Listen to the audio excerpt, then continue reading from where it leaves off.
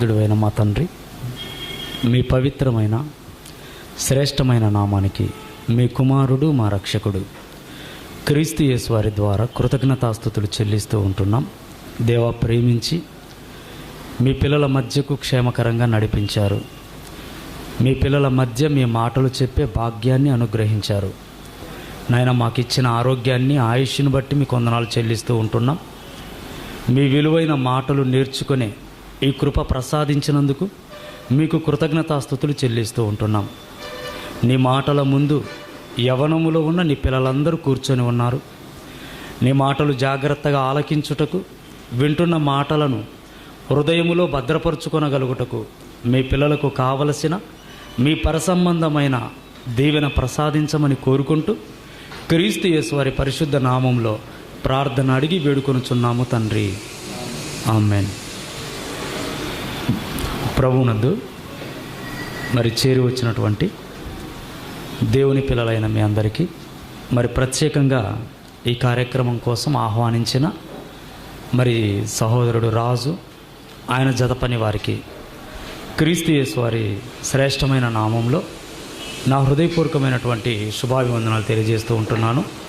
అలాగే ఇప్పటి వరకు మంచి దైవ సందేశాన్ని మీకు అందించినటువంటి మరి కర్నూలు సిబిటి ప్రిన్సిపల్ సహోదరులు రాజేష్ గారికి, అలాగే ఆల్ ఇండియా ట్రూ క్రిస్టియన్ కౌన్సిల్లో మరి పెద్దలుగా ఉన్నటువంటి దాస్ సార్ గారికి ప్రభువైన యేసుక్రీస్తు నామంలో నా ప్రత్యేకమైనటువంటి వందనాలు తెలియజేస్తూ ఉంటున్నాను.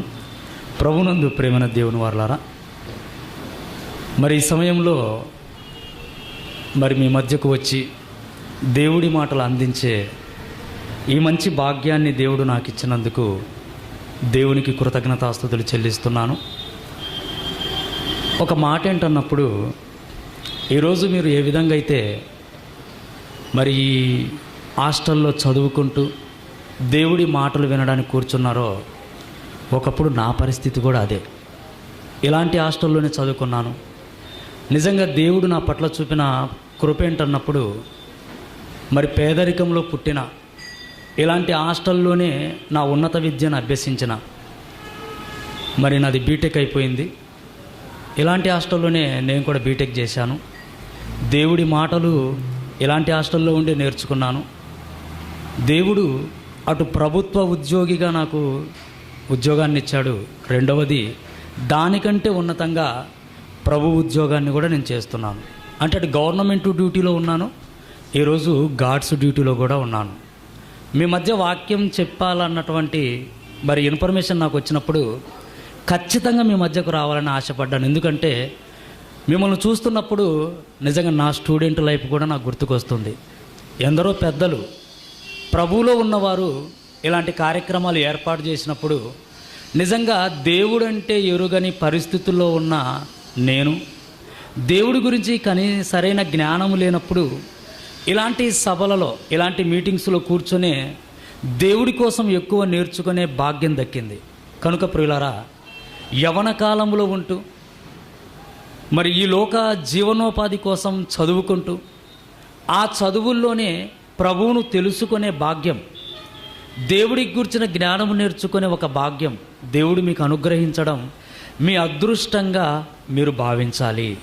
ఎందుకంటే బైబిల్ అనగానే ఈ లోక జ్ఞానాన్ని నేర్చుకుంటున్న మీకు ఎలాగుంటుందంటే, ఇది ఒక మత పుస్తకం కదా, దాని గురించి మనకెందుకు అన్న ఆలోచనలు చాలామందిలో ఉంటాయి. ప్రియులారా, బైబిల్ గురించిన జ్ఞానం మనకెందుకు?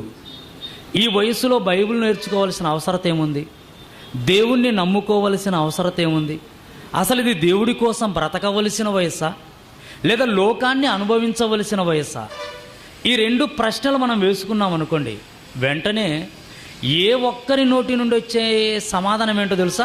ఇది లోకాన్ని అనుభవించే వయస్సు, లోకంలో ఎంజాయ్ చేసే వయస్సు, లోకాన్ని ఎంతగా మనము మరి అనుభవించగలమో, ఎంతగా ఈ లోకములో సంతోషించగలమో, సంతోషించడానికి అనుకూలమైన వయస్సు ఏదైనా ఉందా అంటే ఇదిగో ఈ టీనేజే అని నిజంగా మనకు మనముగా సమాధానం చెప్పుకుంటూ ఉంటాం ప్రియులారా. కానీ నిజంగా లోకం కోసమే ఎక్కువ ఆలోచించారు, లోకం కోసమే ఎక్కువ నేర్చుకున్నారు, లోక సంగతుల్లోనే మునిగి తేలుతున్నారు కనుక యవ్వన కాలాన్ని దేవుడిచ్చింది లోకాన్ని అనుభవించడానికని ఈరోజు ప్రపంచంలో అందరూ అనుకుంటున్నదే ఇది. దేవుడు ఎందుకు ఈ కాలంలోనికి మనల్ని తీసుకొచ్చాడన్నప్పుడు లోకాన్ని అనుభవించడానికి అనుకుంటున్నారు ప్రియులారా. మరి దేవుడి కోసం తెలియదా అన్నప్పుడు ఏమంటే అందరికీ అంతో ఇంతో దేవుడి పట్ల భక్తి అయితే ఉంది, అంతో ఇంతో దేవుడి కోసం ఆలోచన అయితే ఉంది. ఏదో ఒక సమయంలో ఏమంటే హిందువులుగా ఉన్నవారు దేవాలయాలకు వెళుతూ ఉంటారు, ముస్లిమ్స్గా ఉన్నవారు మసీదులకు వెళ్తూ ఉంటారు, మరి క్రైస్తవులుగా ఉన్నవారు చర్చిలకు వెళుతూ ఉంటారు. ఎందుకంటే దేవుడు అంటే భక్తి ఉంది లోన. కానీ ఈ భక్తి అన్నది కనుమరుగైపోతుంది దేని బట్టి అన్నప్పుడు ఈ లోక సంబంధమైన మాటలను బట్టి, ఈ లోక సంబంధమైనటువంటి స్నేహాలను బట్టి దేవుడి గూర్చినటువంటి ఆ ఆలోచన కనుమరుగైపోయి ఈ లోకాన్ని అనుభవించాలన్నటువంటి ఇదే ఎక్కువగా మన బ్రతుకుల్లో కనబడుతుంది ప్రియులారా. అది యవ్వన కాలాన్ని దీనికోసమే ఉపయోగించుకోవడానికి అనుకున్నారు. నిజంగా మనం పుట్టింది దేవుడి వలన అయినప్పుడు, ఈ బ్రతుకు అన్నది దేవుడి దయా వలన మనకు జరుగుతుందనుకున్నప్పుడు, నిన్ను భూమి మీద పుట్టించి ఇంతకాలము చక్కగా నిన్ను కాపాడి మరణకరమైన పరిస్థితుల్లో కూడా నిన్ను తప్పించి నిన్ను ఈ దశకు దేవుడు తీసుకొచ్చాడన్నప్పుడు ఈ లోకాన్ని అనుభవించడానికే ఈ వయస్సులోనికి వచ్చానని యవ్వన కాలంలో ఉన్నవారు అందరూ అనుకుంటున్నారు. చూడండి, అది పెద్ద తప్పు ప్రేమన దేవుని పిల్లలారా. ఈ యవ్వన కాలంలోనికి నిన్ను ఎందుకు తెచ్చాడంటే నీకిష్టమైనట్టు బ్రతకడానికి కాదు. అందుకే యవనస్తుల కోసం దేవుడు ఒక మాట చెప్పాడండి. యవనస్తుల గురించి ఇవన్నీ తెలుసు, ఎందుకంటే మన మనస్తత్వం అంతా ఎరిగిన వాడు దేవుడు, మర్చిపోకూడదు మీరు. అందుకే మనం యవన దశలోనికి రాకముందే మన భవిష్యత్తు ఎరిగిన దేవుడు ఒక మాట చెప్పాడు యవనస్తుల కోసం. ఏం చెప్పాడన్నప్పుడు ప్రసంగి గ్రంథాన్ని చూడండి. బైబిల్ ఉన్నవాళ్ళు, బైబిల్ లేని వాళ్ళు జాగ్రత్తగా వినండి. ఎందుకంటే ఇవి మత సంబంధమైన మాటలు కాదు ప్రియులారా, మనుష్యుల బ్రతుకులకు సంబంధించిన మాటలు. బైబిలును మత పుస్తకం అనుకోవడాన్ని బట్టి ఈరోజు ఎందరో ఈ మాటలకు దూరం అయిపోతున్నారు. దూరమై ఏమవుతున్నారంటే వాళ్ళ బ్రతుకులను పాడు చేసుకుంటున్నారు. అది ఎప్పుడు అర్థమవుతుందంటే మరణానికి దగ్గర పడ్డప్పుడు. అప్పుడు అర్థమైన ప్రయోజనం ఏముంది చెప్పండి? కనుక దేవుడు రాయించిన ఈ మాటలు మత సంబంధమైన మాటలు కాదు. ఇందులో ఉన్న ప్రతి మాట ప్రతి మనిషి బ్రతుకులను ఏమండి క్షేమకరమైన ఒక మార్గములోనికి తీసుకొచ్చే మాటలు. అందుకే యవనస్తుల కోసం ఏం చెప్పాడు దేవుడు అన్నప్పుడు 11వ అధ్యాయం 9వ వచనాన్ని చూడండి ప్రేమ దేవుని పిల్లలారా. ఏమండి జాగ్రత్తగా చూడండి, దేవుడు రాయించిన మాట. ఏం రాయించాడు ఆయన అన్నప్పుడు యవ్వనుడా అని ప్రత్యేకంగా యవ్వనులకే చెబుతున్నాడు. చూడండి, యవ్వనుడా అంటున్నాడంటే ఇంక మీకు అర్థమైపోయి ఉండాలి, మీతో డైరెక్ట్ మాట్లాడుతున్నాడు ఆయన. దేవుడు డైరెక్ట్గా యవనస్తులతో మాట్లాడుతున్నాడు. ఎందుకంటే యవనం అన్నది ఎంత డేంజరో దేవుడికి తెలుసు కాబట్టి. ఆ యవన దశలోకి వచ్చిన తర్వాత యవనస్తులు ఏమంటే తల్లిదండ్రులకు దొరకరు, దేవుడికి అస్సలు దొరకరు. అందుకే ఇప్పుడు దేవుడు జ్ఞాపకము చేసుకొని ప్రత్యేకంగా ఎక్కడ నువ్వు తప్పు చేస్తావో, ఎక్కడ నువ్వు దూరం అయిపోతావో, ఏ పరిస్థితుల్లో నువ్వు దేవుడికి కాకుండా నీ జీవితాన్ని పాడు చేసుకుంటావో ఆ సందర్భాలను చెబుతున్నాడు. చూడండి, యవనుడా నీ యవనమందు నువ్వేమనుకుంటున్నావంటే సంతోషపడాలి, సంతోషపడాలి, సంతోషపడాలి. ఏమంటే సంతోషం కోసం అర్రులు చాచే వయస్సు ఇది. దేవుడు కూడా ఏమన్నాడంటే నాయన నువ్వు సంతోషపడాలనుకుంటున్నావు కదా, అయితే సంతోషపడు అన్నాడండి. అమ్మో, ఏమంటే దేవుడు పర్మిషన్ ఇస్తే యవనస్తులు ఆగుతారు చెప్పండి? ఇక దేవుడే పర్మిషన్ ఇస్తే ఏమంటే అప్పుడప్పుడు సినిమాలలో మనం చూస్తుంటాం, తండ్రి కొడుకులు రే తాగురా అంటాడు, నాన్నే తాగురా అంటే ఇంకేముంది, ఇంట్లోనే ఏమంటే మొత్తం పెట్టేస్తాడు వాడు, క్యాన్లు దించేసి. నాన్నే పర్మిషన్ ఇస్తే ఇంకేముంది చెప్పండి? నిజంగా ఇప్పుడు దేవుడు కూడా ఏమంటున్నాడంటే యవనుడా నీ యవ్వనమందు నువ్వు సంతోషపడాలనుకుంటున్నావు, సంతోషపడు అన్నాడండి.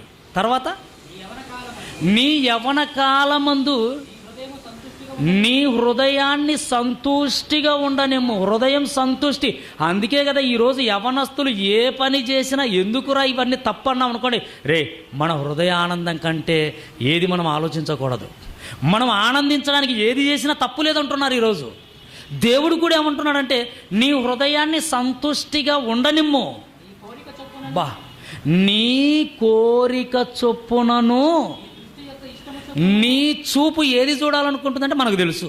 నేనేం విపులంగా చెప్పాల్సిన అవసరం లేదు, ఎందుకంటే నేను మీ దశ నుంచి వచ్చినోడ్నే. ఏం చూడాలనుకుంటామో అదే చూడమంటున్నాడు ఆయన. అబ్బో ఏంటండి పర్మిషను! ఈ పర్మిషన్ చూస్తుంటే కన్నా దేవుడు ఎంత మంచోడో అనిపిస్తుంది కదా. నిజంగా ఏమంటున్నాడు? నీ దృష్టి యొక్క ఇష్టము చొప్పున ప్రవర్తించు. పర్వాలేదులే, ప్రవర్తించే అంటున్నాడండి. నీ దృష్టి యొక్క ఇష్టము చొప్పున ప్రవర్తించుము అని.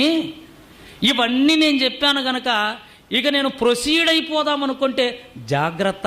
ఇవన్నీ ఎందుకు చెబుతున్నానంటే అవి నీ మనసులో ఉన్న మాటలు, అవి నీ మనసులో ఉన్న ఆలోచనలు. ఇవే కదా నువ్వు కోరుకుంటున్నావు. నిజంగా ఇంతకంటే యవనస్తులకు ఏం కావాలి చెప్పండి? ఇంతకంటే యవనస్తులు ఏం కోరుకుంటారు చెప్పండి? యవన కాలంలో దేవుడు అంటున్నాడు, ఒరే నిన్ను పుట్టించింది, ఆ చిన్ననాటి నుండి మరణాపాయములో నుంచి నిన్ను తప్పించింది, ఈ యవ్వన కాలంలోనికి తెచ్చింది నీ ఇష్టానుసారంగా బ్రతకమని పగ్గాలు వదిలేయడానికి కాదు. అది దేవుడి ఉద్దేశం. అందుకే అన్నాడు, నీ ఇష్టము చొప్పున బ్రతకాలనుకుంటున్నావా? అలా బ్రతకాలనుకునే నువ్వు ఒక్కసారి నా మాట విను. నిన్ను పుట్టించిన నా మాట విను, నిన్ను బ్రతికిస్తున్న నా మాట విను. ఏంటైనా మాట? ఇలా బ్రతకాలని నువ్వు అనుకుంటే అయితే వీటన్నిటిని బట్టి దేవుడు నిన్ను విడిచిపెట్టాడని మాత్రం ఒక్కటి నీ హృదయంలో పెట్టుకో చాలన్నాడండి. ఒక్కటి నీ హృదయంలో పెట్టుకో, ఒక్కటి నీ హృదయంలో ఎప్పుడు పెట్టుకో.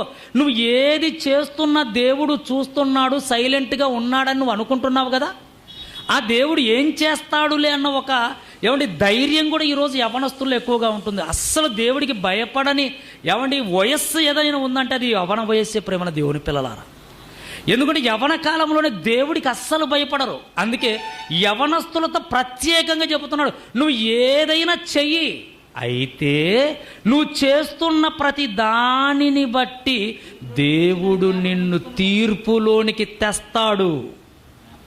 జ్ఞాపకం పెట్టుకుంటే చాలు, బాగుపడతావు అన్నాడండి. ఇది ఒక్కటి జ్ఞాపకం పెట్టుకోండి, ఇది ఒక్కటి జ్ఞాపకం పెట్టుకోండి.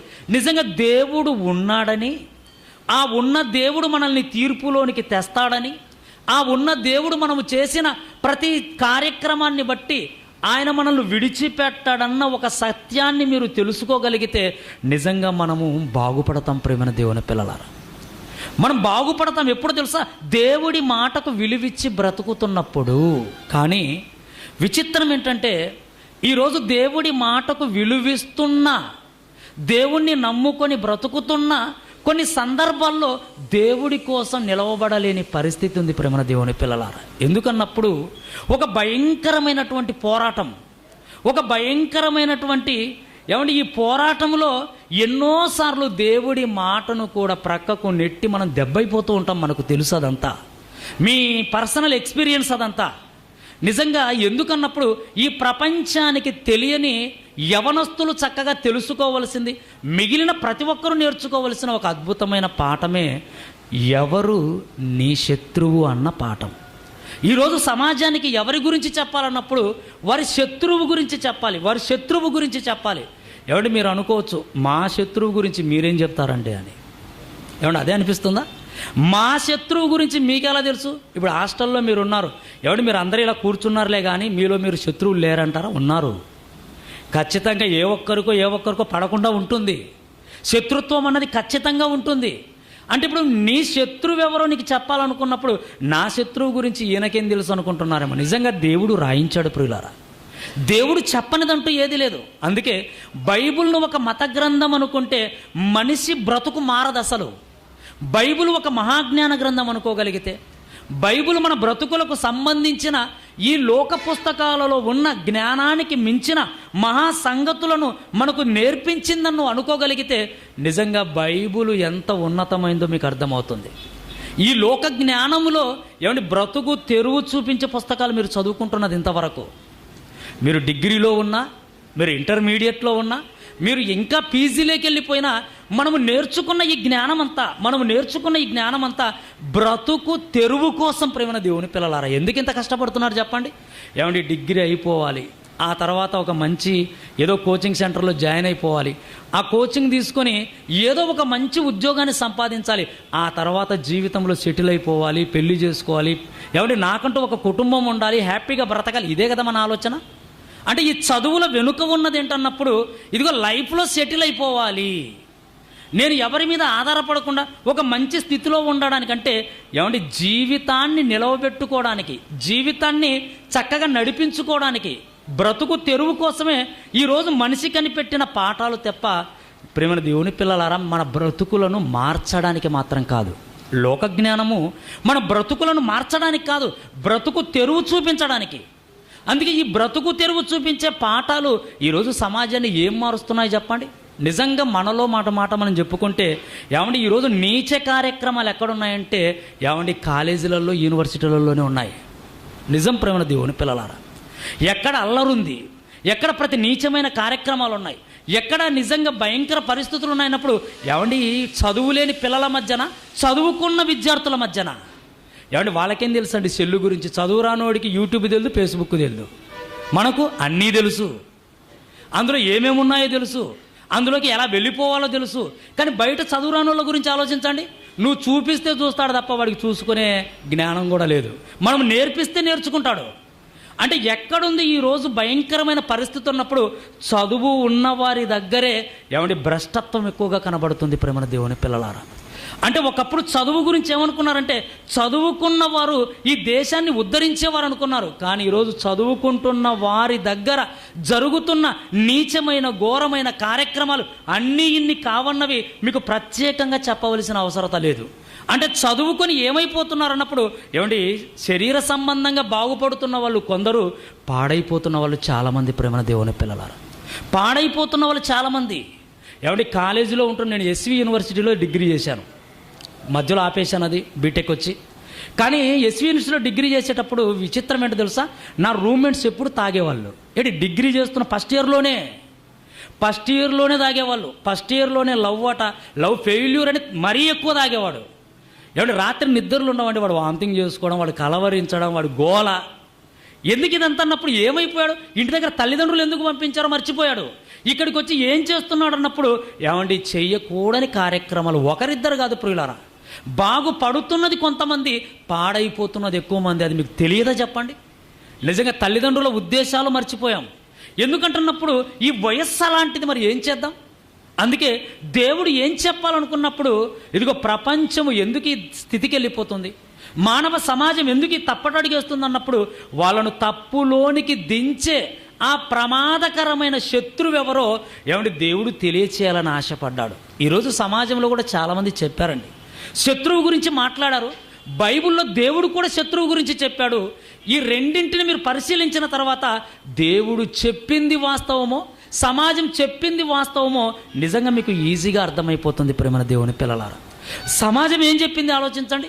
ఏమంటే సమాజంలో చెప్పారు, ఏమండి చరకుడు అన్న ఒక ఆయన ఉన్నాడండి, వైద్య శాస్త్రముల్లో గొప్పవాడు.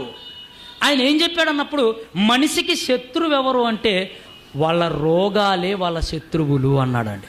ఏదో మనకు ఏమండి కాస్త వాస్తవంగానే కనపడుతుంది కదా, మన రోగమే మన శత్రువు అన్నాడు. ఇది వాస్తవంగా కనబడుతుంది, కాస్త నిజమే కదా అండి అనిపిస్తుంది. అంటే చరకుడు ఏమన్నాడు అన్నప్పుడు ఇదిగో మీ శరీరమే మీ శత్రువు అన్నాడండి. శరీరానికి ఉన్న రోగాలే మీ శత్రువులు అన్నాడు, శరీరానికి ఉన్న రోగమే నీ శత్రువు అన్నాడు. గౌతమ బుద్ధుడు ఏం చెప్పాడు, మీ కోరికలే మీ శత్రువులు అని చెప్పాడండి. మీకున్న కోరికే మీ శత్రువు అని చెప్పాడు. ఇది కూడా సరిగానే అనిపిస్తూనే ఉంది. ఇక మూడవది మనం ఆలోచించగలిగితే ఏమండి స్త్రీలు ఎప్పుడు మాట్లాడుకుంటూ ఉంటారు, లేడీస్ ఎప్పుడు ఏం చెప్పుకుంటారంటే ఏమండి స్త్రీకి ఎవరు శత్రువు అట, ఆడదానికి ఆడదే శత్రువు. అందుకే చూడండి అత్త కోడలకు అస్సలు పడదు. అంటే వాళ్ళు ఎవరు అంటే ఇంటికి వచ్చిన తర్వాత నా కోడలు అనుకోదు నా శత్రువు అనుకునే పరిస్థితులు వచ్చాయి ఆడవాళ్ళలో. అందుకే ఆడదానికి ఆడదే శత్రువు. ఇది మనకి ఇంకా బాగా తెలియాలంటే టీవీ సీరియళ్ళు చూస్తే చాలా అంత శత్రువులు, విలన్లు, హీరోలు అందరూ వాళ్ళే. అసలు పురుషుల ప్రాముఖ్యత ఉంది ఏమంటే సీరియల్లో పురుషులది ఏముండదండి, వాళ్ళు లేవంటే లేయాలి, కూర్చోమంటే కూర్చోవాలి. కానీ సినిమాలో ఎలా ఉంటుంది, హీరోయిన్ కూర్చోమంటే కూర్చోవాలి, లేవంటే లేయాలి. టీవీ సీరియల్లో రివర్స్. ఎందుకంటే ఇక్కడ అంతా ఏమంటే ఎవరిదో తెలుసా, ఉన్న అధికారం ఉన్న పవర్ ఎవరిదన్నప్పుడు అక్కడ అంత స్త్రీలదే. అంటే ఆ సీరియల్ చూసినప్పుడు అమ్మో స్త్రీలు ఇలాంటి వాళ్ళ అని సీరియల్ చూస్తే అర్థమైపోతుంది. అందుకే ఏం చెప్పారంటే ఆడదానికి ఆడదే శత్రువు అన్నారండి. ప్రేమ దేవుని వాళ్ళ కవి ఏం చెప్పాడంటే తన కోపమే తన శత్రువు అని చెప్పాడు. ఏమంటే ఇవన్నీ ఆలోచిస్తున్నప్పుడు మనకు నిజానికి దగ్గరగా ఉన్నట్టే కనబడుతున్నాయి. రోగం శత్రువా అనిపిస్తుంది. అలాగే మరి కోరికలు శత్రువులా, అది కూడా వాస్తవానికి దగ్గర ఉన్నట్టే కనబడుతుంది. ఆడవారికి ఆడవారి శత్రువులా, అవును అలాగే కనబడుతుంది. నిజంగా మరి కోపం శత్రువా, అది కూడా వాస్తవానికి దగ్గరకు ఉన్నట్టే కనబడుతుంది. ఇంకా మనము లోక సంబంధంగా ఆలోచిస్తే ఈరోజు ప్రపంచ పరిస్థితి చూసామనుకోండి, ఎవడి భారతదేశం ఎప్పుడో ఒకటి అనుకుంటుంది మాకు శత్రువు అంటూ ఉన్నారంటే పాకిస్తానే. ఇప్పుడు మనల్ని అడిగామనుకోండి, ఎవడి భారతదేశానికి ఎవరైనా శత్రువులు అన్నారంటే ముందు గుర్తుకొచ్చేది పాకిస్తాన్, ఈ మధ్య చైనా. కానీ మనకు ఫస్ట్ ఎప్పటికీ గుర్తుండిపోయేది ఏదంటే పాకిస్తాన్ అడగండి ఎవరి పేరు చెప్తారు? మన పేరే చెప్తారు. అంటే దేశాలు ఏమనుకుంటున్నాయంటే ఒక దేశం మరో దేశానికి శత్రువులు అనుకుంటున్నాయి. ఒక దేశం మరో దేశానికి శత్రువులు, ఒక రాష్ట్రం మరో రాష్ట్రానికి శత్రువు. ఏమండి ఇలా ప్రపంచం ఏమైపోయిందంటే చివరికి ఎక్కడి వరకు వచ్చారంటే నా పక్కింటోడే నాకు శత్రువు అనుకునే స్థితికి వచ్చేసారు ప్రేమ దేవుని పిల్లలారా. నా పక్కింటోడే నాకు శత్రువు. ఇక ఇంట్లోకి వస్తే ఇంట్లో కూడా శత్రుత్వాలు మొదలైపోయాయి. ఎందుకంటే అన్నదమ్మలకు పడని కాలం ఇది, అక్క చెల్లెలకు పడని కాలం ఇది, తల్లి కూతురులకు పడని కాలం ఇది, అత్త కోడళ్ళకు పడని కాలం ఇది. కాదంటారు చెప్పండి? అంటే ఎవరు మన శత్రువులు అన్నప్పుడు ఎవరి మనుష్యుల వైపు చూశాము, రాష్ట్రాల వైపు చూశాము, దేశాల వైపు చూశాము, రోగాల వైపు చూశాము, కోరికల వైపు చూశాము, పగ వైపు చూశాము, ఎవరి రోగం వైపు చూసాము, ఇలా ఎన్నింటి వైపు చూశాము. వీటన్నిటిని చూసుకుంటూ అసలైన దాన్ని మరిచిపోయాం ప్రేమ దేవుని పిల్లలారా. అసలు ఎవరు ప్రపంచానికి శత్రువు అన్నప్పుడు వీళ్ళ వైపు చూపిస్తున్నారు అందరూ, ఇదిగో వీళ్ళే వీళ్ళే వీళ్ళే అని. కానీ ప్రపంచము ఎరుగని దేవుడు చెప్పిన ఒక అసలైన శత్రువు ఎవరైనా ఉన్నారన్నప్పుడు ఎవరు వీళ్ళందరూ కాకుండా మరొకరు ఉన్నారు. ఎవరు వాళ్ళు? ఎవరది? నీ శత్రువు ఎవరు, నా శత్రువు ఎవరు అన్నప్పుడు నిజంగా బైబిలులో దేవుడు రాయించిన ఒక మాట చూడండి. ఇప్పుడు రోమాపత్రిక చూడండి ప్రేమ దేవుని పిల్లలారా. మనుష్యులు రాసిన పుస్తకాలలో కనిపించని మాటలు ఇవి. మీరు చదువుకుంటున్న విద్యలలో ఎక్కడా కనబడని మాట ఇది. చూడండి ఒక మంచి మాట, రోమాపత్రిక 7వ అధ్యాయం 18వ వచనం. రోమాపత్రిక 7వ అధ్యాయము 18వ వచనాన్ని చూడండి. నాయందు అనగా నా శరీరమందు మంచిది ఏదియు నివసింపదని నేనెరుగుదును అన్నాడు. బాగా ఆలోచించండి దీన్ని. పౌలు గారు చెబుతున్న ఈ మాటలో ఉన్న భావం మీకు తెలియాలి. ఏం చెబుతున్నాడు మహానుభావుడు అన్నప్పుడు నాయందు అన్నాడు. నాయందు అని క్లారిఫికేషన్ ఇస్తున్నాడు. నాయందు అనగా నా శరీరము అన్నాడు. చూడండి, నాయందు అనగా నా శరీరము అంటున్నాడు. ఏంటిది? నాయందు అని నా శరీరమందు అంటున్నాడంటే ఇక్కడ ఏదో ఒక మహాజ్ఞానాన్ని విప్పబోతున్నాడు ప్రేమ దేవుని పిల్లలారా. ఈరోజు మానవ సమాజము గుర్తించనిది, ఈరోజు మనిషి జ్ఞానానికి అంతు చిక్కని ఒక ఉన్నతమైన సత్యాన్ని నేర్పించబోతున్నాడు మానవ సమాజానికి. అదేంటన్నప్పుడు ఈరోజు ఏమంటే సర్వసాధారణంగా మనిషి నేను అంటే దేనికోసం చూసుకుంటుంటాడు? ఎప్పుడు నేను అనగానే కనబడుతున్న ఈ శరీరం గురించేనా మనం ఆలోచిస్తూ ఉంటాం ఎప్పుడు కూడా. నేను అంటే శరీరం అనుకున్నాం. అందుకే ఈ శరీరం కోసం మనం పడే పాటలు అన్నీ ఇన్ని కదండి. నేను అంటే శరీరం అనుకున్నాం కనుక ఈ శరీరం కోసం ఎన్ని పాటలు పడుతున్నాం దీన్ని కాపాడుకోవడానికి, దీన్ని రక్షించుకోవడానికి, దీన్ని నిలవబెట్టుకోవడానికి అన్నప్పుడు కోటి విద్యలు నేర్చుకోవడంలో ప్రపంచ మానవాళి మునిగిపోయింది. కోటి విద్యలు నేర్చుకుంటున్నారు దేనికోసం చెప్పండి? ఈ శరీరం కోసం కాదంటారా? అంటే ఈ శరీరం కోసం కోటి విద్యలు. ఎందుకండి కోటి విద్యలు అంటే? శరీరమే నేను అనుకున్నారు. ఏమంటే వాస్తవం ఏంటో తెలుసా? కనబడుతున్న శరీరము నువ్వనుకుంటే పొరపాటు. ఈ శరీరాన్ని చూసుకొని మాయలోకి వెళ్ళిపోయాం ఈరోజు. ఈ శరీరాన్ని చూసుకునే ప్రపంచం ఏమంటే ఈరోజు ఎన్నో చెయ్యరాని కార్యక్రమాలకు ఒడిగడుతుంది ప్రేమ దేవుని పిల్లలారా.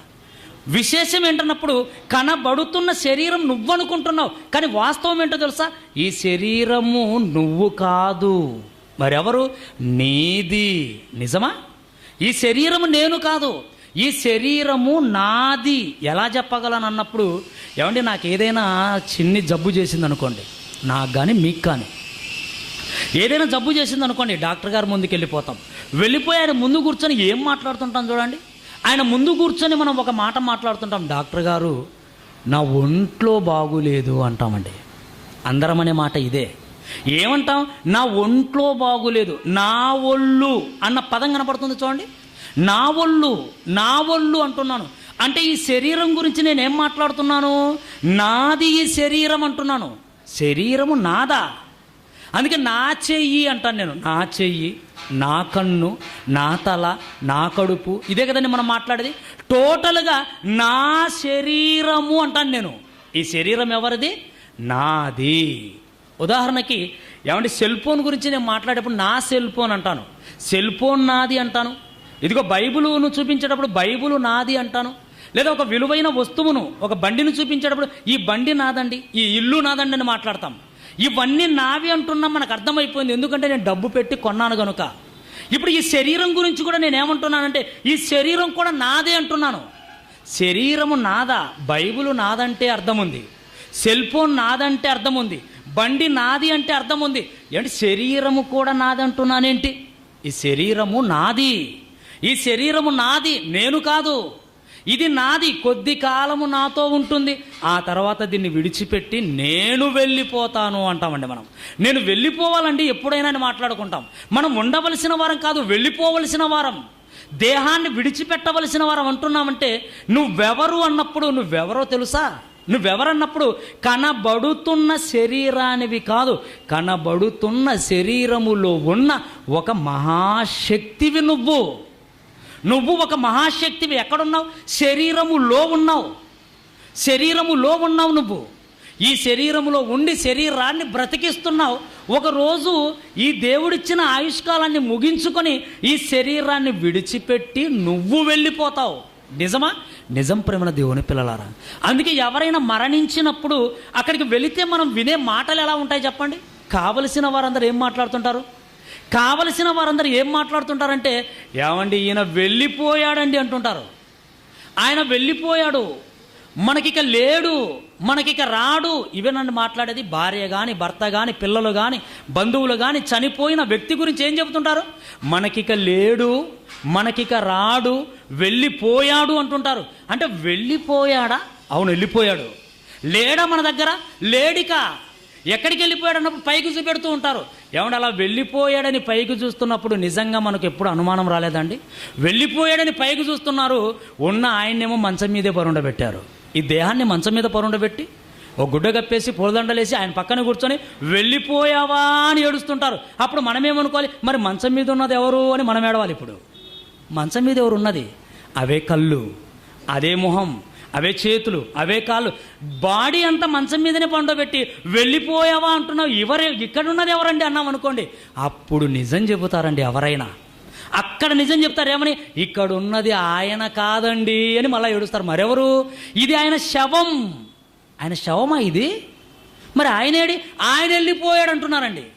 అంటే వెళ్ళిపోయాడు ఒకడు, వెళ్ళిపోయిన వాడే అసలు. ఇది నకిలీ. ఏమండి ఇదేంటన్నప్పుడు నకిలీ ఇది. అందుకే ఇది కొద్ది కాలం ఉంటుంది, ఆ తర్వాత మట్టిలోకి వెళ్ళిపోతుంది. మరి అసలు ఎవరు? అసలైన వాడు ఎక్కడున్నాడు? అసలైన వాడు లోనున్నాడు. నేను ఎక్కడున్నానో తెలుసా? ఇప్పుడు నేను లోనున్నాను, ఈ దేహములో ఉన్నాను. మీరెక్కడున్నారో తెలుసా? మీరు దేహములో ఉన్నారు. మరి ఈ దేహము నువ్వు కాదు, ఈ దేహము నీది. కొద్ది కాలం ఈ భూమి మీద ఉండడానికి, దేవుడి కార్యక్రమాలు జరిగించడానికి, దేవుని ఇష్టాలు ఈ అవయవాలతో నెరవేర్చడానికి దేవుడిచ్చిన ఒక చక్కటి ఆకారం. కొద్ది కాలమే, దీన్ని విడిచిపెట్టాలి. అందుకే మనకు తెలియకుండానే మనం నిజమేం మాట్లాడుతున్నాం? డాక్టర్ దగ్గరికి వెళ్ళి నా ఒంట్లో బాగులేదు డాక్టర్ గారు అన్నాం. ఏమంటే ఏ రోజైనా ఈ మాట అనగానే డాక్టర్ గారికి బల్బు వెలిగి, అబ్బా ఎంత మంచి మాట అన్నారండి, నా ఒంట్లో బాగోలేదన్నారు, సూపర్గా ఉంది, నువ్వెవరండి అని అడుగుతాడా? అదేం అడగడండి. ఆయన ముందు బోర్డు పెడతాడు, ఫీజు ఇంత అని. చేయి పట్టుకుంటే ఇంత ఫీజు ఇవ్వాలి, 200, 300, 400. ఫీజు గురించి ఆలోచిస్తాడు తప్ప నువ్వెవరో అని ఆలోచిస్తాడా?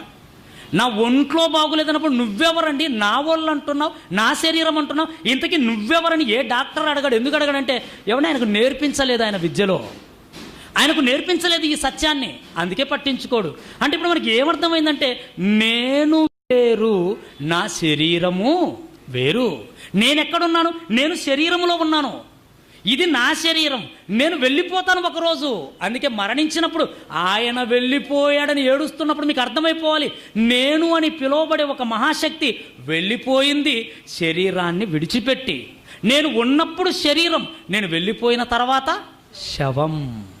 ఉన్నప్పుడు అందరికీ కావాలి. ఏమంటే ఈరోజు మీ మధ్య ఫ్రెండ్షిప్ ఉంటుంది. ఎంత ఫ్రెండ్షిప్ అంటే ఏమంటే ఒకరోజు కూడా ఒకరిని విడిచిపెట్టి ఒకరు ఉండలేని పరిస్థితి. ఒకరిని విడిచిపెట్టి ఒకరు ఉండలేని పరిస్థితి. కొన్నిసార్లు ఒరే వీడు కనిపించలేదు ఎక్కడున్నా అంటే, ఒరే వాడెక్కడున్నాడు చెప్పు, వాడు ఎక్కడ ఉంటాడు చెప్తానంటామండి మనం. ఎందుకంటే ఇద్దరు ఒకే చోట ఉంటారన్నమాట. నిజంగా అంత ఫ్రెండ్షిప్ ఉందా? ఉంది. అలాగే ఈ దేహములో మనం ఉన్నప్పుడు ఏమంటే ఈ దేహములో మనం ఉంటాం. ఈ దేహాన్ని విడిచిపెట్టి వెళ్ళిపోవాలి. అంటే నువ్వెవరన్నప్పుడు నువ్వు ఒక మహాశక్తిగా ఈ దేహములో ఉన్నావు.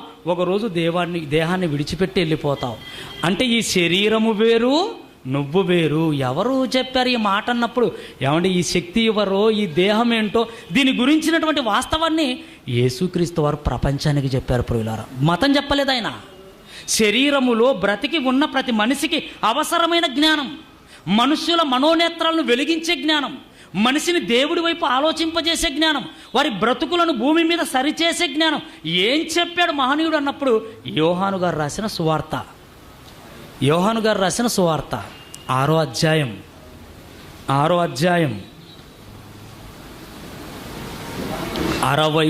63వ వచనాన్ని చూడండి ఒక్కసారి.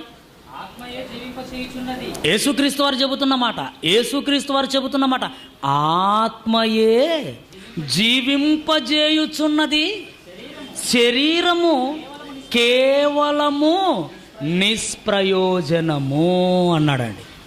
రెండింటి గురించి మాట్లాడుతున్నాడు ఇక్కడ యేసుక్రీస్తు వారు. ఈ రెండు మనుష్యులకు సంబంధించినవే, మతానికి సంబంధించిన మాట కాదు ఇది. భూమి మీద బ్రతుకుతున్న ప్రతి మనిషికి ఏమంటే అవసరమైన మాట.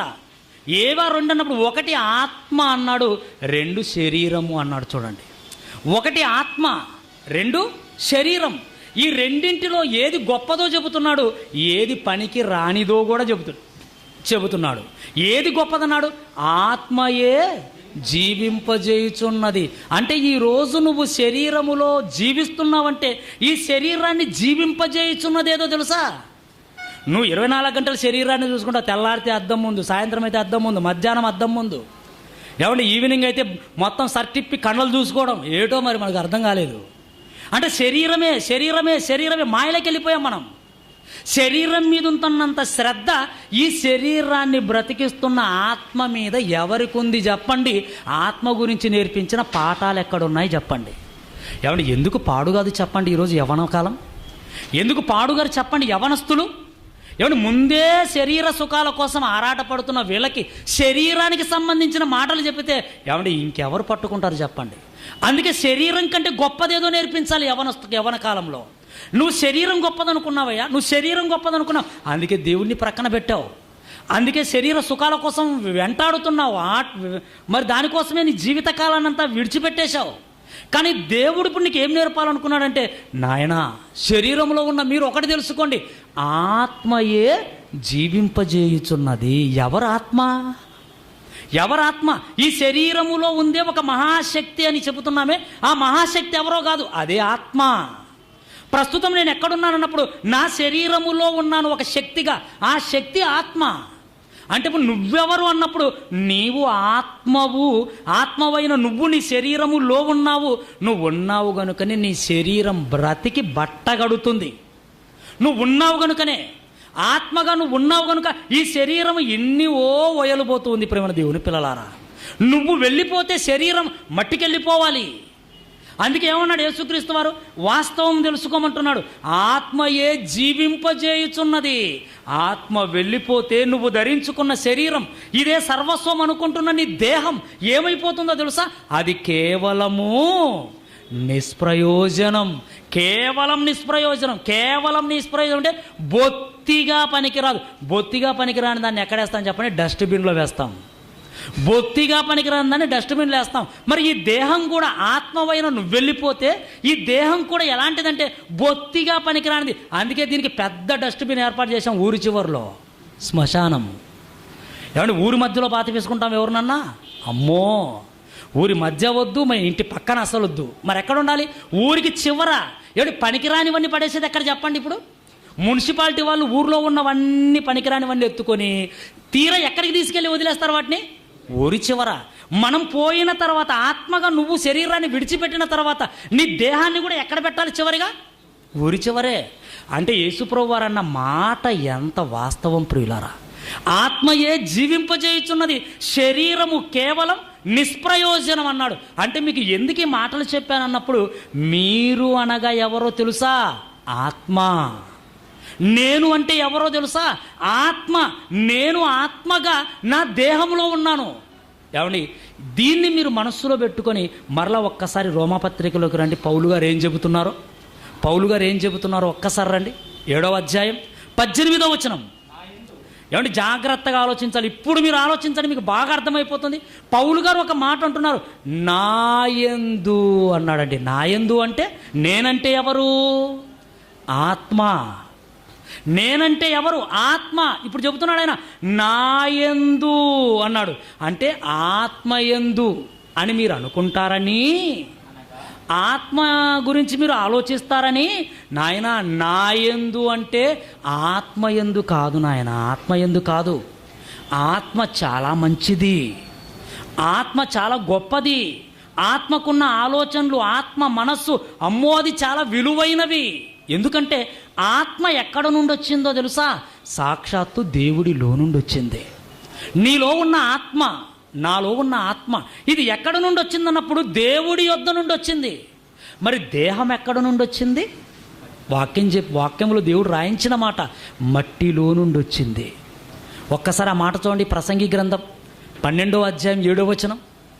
12వ అధ్యాయం 7వ వచనం. 12వ అధ్యాయం 7వ వచనం. ప్రేమ దేవుని పిల్లలారా, దేవుడు చెబుతున్నాడు, ముగింపులో ఏం జరుగుతుందో, మరణముతో ఏమైపోతుందో ఈ శరీర ఆత్మల పరిస్థితి వివరిస్తున్నాడు. ఏమంటే ఇది పుస్తకాల్లో ఎక్కడ కనబడుతుంది చెప్పండి? కనిపించదు, అస్సలు కనిపించవండి. ఎల్కేజీ నుంచి పీజీ వరకు ఎక్కడా కనిపించవు. అందుకే దేవుడు బైబిల్ ఇవ్వవలసిన అవసరం వచ్చింది. చెబుతున్నాడు ఇప్పుడు, మన్నైనది ఏది? శరీరం.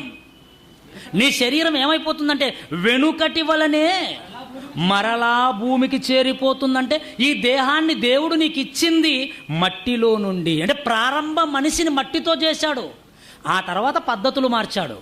అంటే ప్రారంభం, ఈ దేహానికి ప్రారంభం ఎలా జరిగిందన్నప్పుడు మట్టితో. అదే చెబుతున్నాడు, మట్టి నుండి వచ్చింది కనుక మరలా మట్టికి వెళ్ళిపోవాలి. కానీ ఆత్మ ఎక్కడ నుండి వచ్చిందో తెలుసా? నీలో ఉన్న ఆత్మ, ఈ దేహాన్ని బ్రతికించే ఆత్మ. ఇదిగో ఆత్మ దానిని దయచేసిన దేవుడు అన్న పదం ఉంది చూడండి. ఆత్మను ఎవరు దయచేశారు? ఆత్మ ఎలా వచ్చింది అన్నప్పుడు దేవుడిచ్చాడు. అంటే ఆత్మను దేవుడిచ్చాడు, శరీరాన్ని దేవుడే మట్టి నుండి చేశాడు. అంటే ఆత్మ పరలోకానికి సంబంధించింది, దేహం మట్టికి సంబంధించింది. ఏమన్నా అర్థమవుతుందా ప్రియులారా? ఆత్మ పరలోకానికి సంబంధించింది, దేహం మట్టికి సంబంధించింది. అంటే ఇప్పుడు ఆత్మ ఆలోచనలు ఏముంటాయో తెలుసా? ఏమంటే అప్పుడు కాకపోయినా ఒకప్పుడైనా ఈ దేహం మనల్ని ఎంత ఇబ్బంది పెడుతున్నా అప్పుడప్పుడు అనుకుంటామండి, ఏటో దేవుడి కోసం అసలు ఆలోచించలేకపోతున్నానని బాధపడతామండి కొన్నిసార్లు. ఇలా బ్రతికితే నేను ఏమైపోతానని బాధపడుతుంటాను కొన్నిసార్లు. అంటే ఆలోచన నీకు ఎక్కడి నుండి పుట్టిందో తెలుసా? నీ ఆత్మ వలన.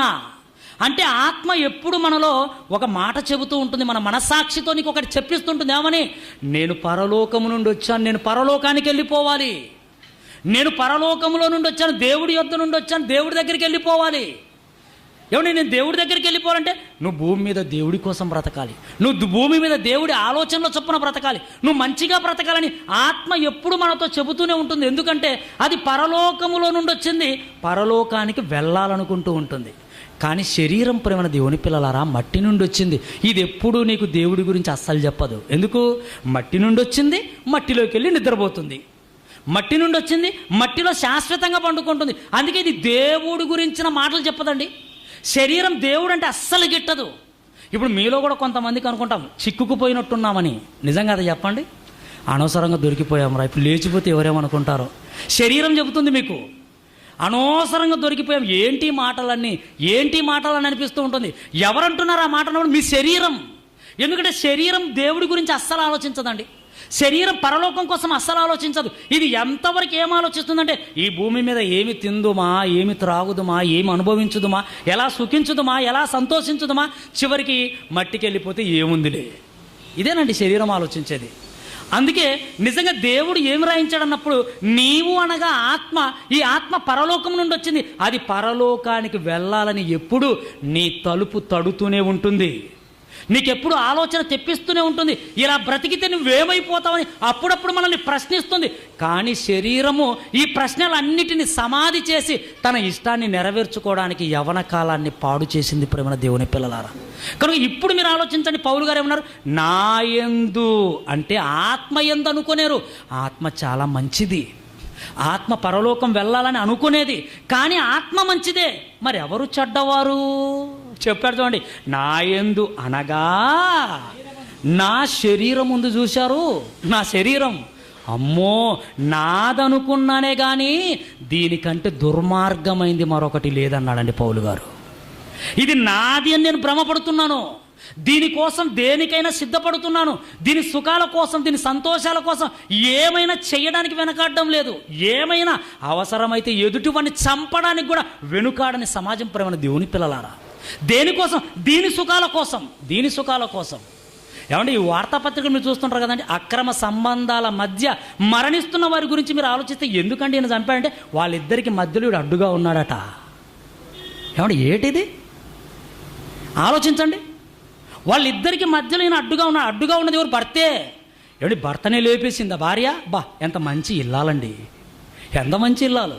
ఏటి సుఖాలకు అడ్డుగా ఉందని భర్తని లేపేసింది, ఇంట్లో వాళ్ళ స్నేహితులు అడ్డుగా ఉన్నారని స్నేహితులు లేపేస్తున్న వాళ్ళు. అంటే ఎందుకు ఇదంతా జరుగుతుంది? శరీర సుఖానికి అడ్డు వస్తున్నారు. అంటే శరీర సుఖానికి అడ్డుగా ఉన్నది ఎవరైనా ఎవరిని చంపడానికి కూడా వెనుకాడదా ఈ శరీరం? వెనుకాడదండి. అందుకంటున్నాడు ఆయన, నా ఆత్మ మంచిదే, నేను మంచోన్నే, లోనున్న ఆత్మగా నేను మంచోన్నే, కానీ నా శరీరం గురించి చెప్తున్నాడు. నా యందు అనగా నా శరీరమందు మంచిది ఏదియు నివసింపదు అన్నాడు చూడండి ఒక్క మాట. నా శరీరం మంచిది కాదు, నా శరీరం మంచిది కాదు, నా శరీరం మంచిది కాదు, నా శరీరమే మంచిది కాదు. ఏమండి ఎవరైనా ఈ మాట అంటారా భూమి మీద? అంటారండి? ఏమండి మీరు మంచోళ్ళు గారని ఒప్పుకుంటారా? నేను మంచోని కాదని ఒప్పుకుంటానా? పొరపాటున ఒప్పుకోము. ఏమండి మిగిలిన అందరి గురించి చెప్పమంటే పెద్ద లిస్టే చెబుతాం.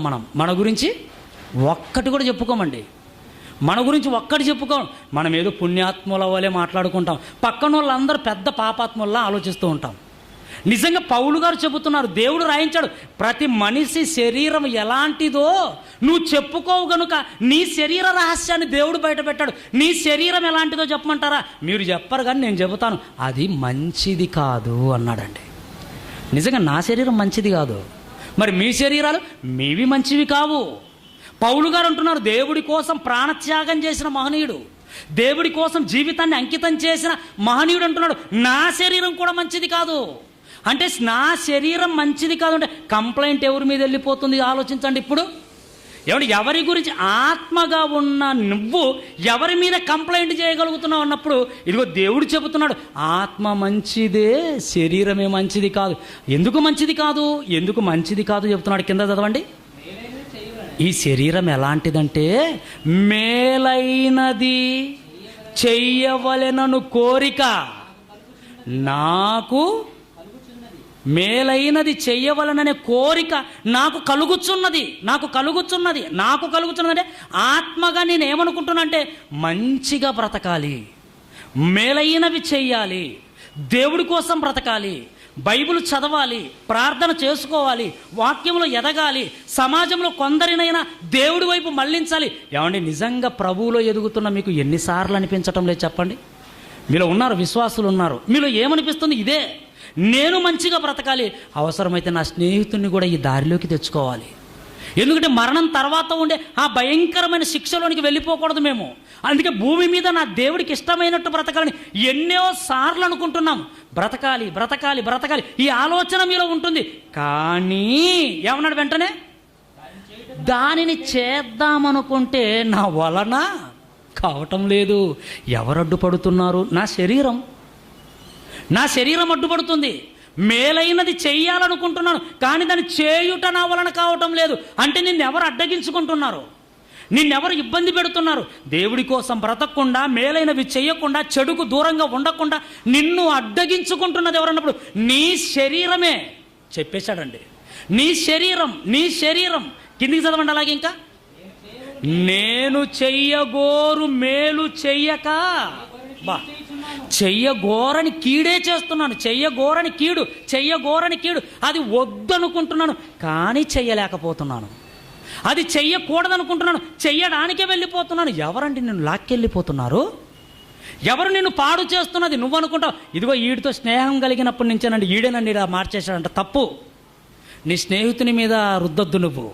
ఎందుకంటే నీకు తెలియని సీక్రెట్ ఏంటో తెలుసా? అసలు నీ ప్రప్రథమమైన శత్రువు ఎవరు అనుకుంటున్నావు? నీ శరీరమే నీ శత్రువు. దీన్ని మర్చిపోయావు నువ్వు అందరి వైపు చూస్తున్నావు. నీ శరీరం నీ శత్రువు. మేలైనది చేయకుండా నిన్ను అడ్డుకుంటున్నది ఎవరు? దేవుడి కోసం బ్రతకకుండా నిన్ను పాడు చేస్తున్నది ఎవరు? దేవుడి మాటల ముందు కూర్చోకుండా నిన్ను ప్రక్కకు లాక్కుపోతున్నది ఎవరు? ఎవరో అనుకుంటున్నావా? కాదండి, నీ శరీరమేనా? అవును, నీ శరీరమే. బైబిల్లో రాయబడిన మాటలు ఎంత గొప్ప మాటలు అండి. యాకోబు గారు రాసిన పత్రిక ఒక వండర్ఫుల్ మాట చూడండి. నీ శరీరం ఎలాంటిదో ఇవి వింటున్నప్పుడు మీకు అర్థమైపోతుంది. నిజమే, నా శరీరం అలాగే చేసిందని మీకు అర్థమైపోతూ ఉంటుంది. ప్రియులారా, 1వ అధ్యాయం 13వ వచనం యాకోబు గారు రాసిన పత్రిక 14 చదవండి ప్రియులారా. 14 జాగ్రత్తగా ఈ మాట జాగ్రత్తగా వినాలి మీరు. ప్రతివాడును అన్నాడు. ఇందులో ప్రభువుని నమ్ముకున్నవాడు నమ్ముకోనివాడు అనేది తేడా లేదు. ఎందుకంటే నమ్ముకున్న వాళ్ళకు కూడా ఇది శత్రువే, నమ్మని వాళ్ళకు కూడా శత్రువే. అందుకే శరీరం ఎలాంటిదో చెబుతున్నాడు. ప్రతివాడును ఎవరిని విడిచిపెట్టదు. ఇది ఏం చేస్తుంది? ప్రతివాడును తన స్వకీయమైన దురాశలు. యవ్వన కాలం అంటే అన్ని దురాశలే. న్యాయంగా ఏది తీర్చుకోవాలనుకోవడం అన్నీ అన్యాయంగా, అక్రమంగా, అడ్డదారుల్లో ఏదో మనం చెవి చూడాలనుకుంటామే తప్ప న్యాయబద్ధంగా చేయాలనుకోమండి. మనకి ఏ కోరికలున్నా, మనకు ఏ ఇష్టాలున్నా దేవుడు న్యాయంగా తీర్చుకోవడానికి అన్ని ఏర్పాట్లు చేసి పెట్టాడు. కానీ న్యాయంగా తీర్చుకోం మనం. ధనవంతులం కావాలనుకున్నాం అనుకోండి, న్యాయంగా వెళితే గాంధీ జనార్దన్ రెడ్డిలా ఎప్పుడవుతాం చెప్పండి? అందుకే అన్యాయంగా వెళ్ళిపోవాలి. అన్యాయంగా వెళ్ళిపోతే అమ్మో ఎంత సంపాదిస్తామంటే లక్షల కోట్లు. మనం లక్షలు సంపాదించడమే కష్టం, లక్షలు చూడడమే కష్టం. వాడు లక్షల కోట్లు సంపాదించాడు. ఎలా? న్యాయంగానా? అన్యాయం.